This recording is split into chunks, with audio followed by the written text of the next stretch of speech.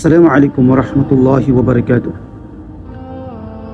Sa panahon ng Rasulullah sallallahu alaihi wasallam, nang ang mga sahaba mula sa Makkah, sila ay naghijra patungong Madina, labis ang kanilang lungkot.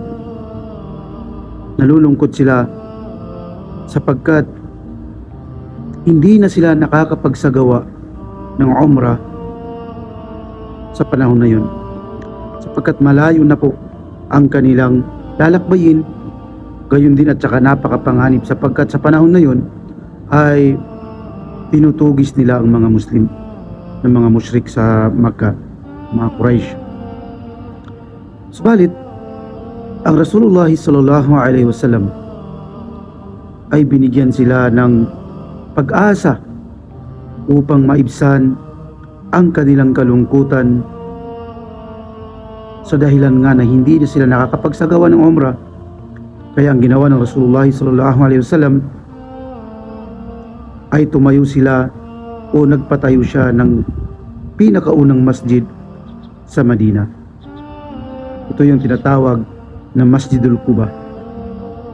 Ang Masjidul Quba, sinabi ni Propeta Muhammad sallallahu alaihi wasallam, sabi niya na sino man ang magwudu mula sa kanyang tahanan at siya'y lumabas patungong Masjidul Quba at siya'y nag-alay ng pagdarasal doon ng 2 raka'a, ay makakamit niya ang gantimpala ng umrah. Kaya't doon ay naging masaya ang mga sahaba sapagkat hindi na sila nakakapunta ng Makkah, subalit nakukuha nila ang gantimpala ng umrah sa pamamagitan ng pagdarasal lamang ng 2 raka'a sa Masjidul Quba. Gayon din sa atin mga kapatid sa Islam.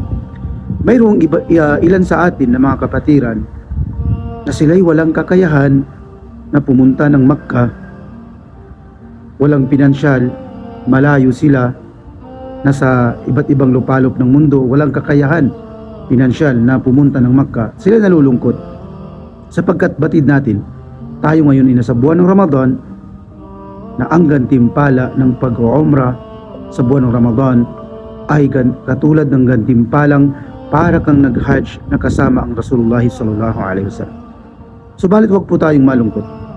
Kung tayo ay walang kakayahan, wala tayong pinansyal, sapagkat malayo din ang tahanan natin sa lugar na ito, itong Saudi Arabia.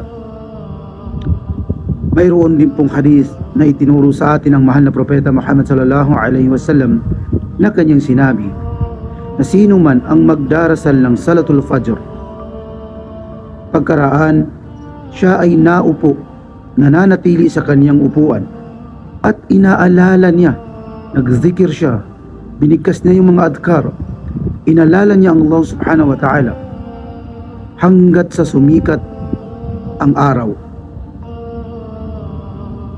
Pagkaraan na sumikat ng araw, approximately 15 to 20 minutes, siya'y nag-alay ng 2 raka'a na tinatawag na Salatul Ishraq o yung tinatawag na duha na rin.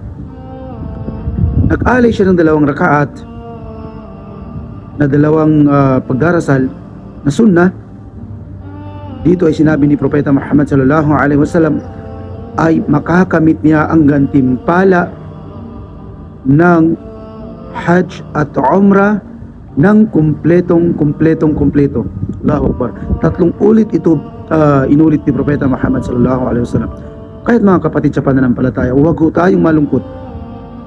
Mayroon pong mga paraan upang makamit natin ang gantimpala ng hajj at umrah sa panahon ng Ramadan, na kahit po na tayo ay nasa ating mga tahanan lamang, higit lalo ang mga kababaihan, kapag kayo ay nagdasal sa inyong bahay, sa loob ng bahay, sa inyong kwarto, ay manatili kayo sa inyong upuan sa oras ng Fajr at alalahanin niyo ang Allah subhanahu wa ta'ala, at pagkaraan ng pagsikat ng araw 15 to 20 minutes ay magsala kayo ng 2 rakaat at inyong makakamit ang gantimpala ng hajj at umrah.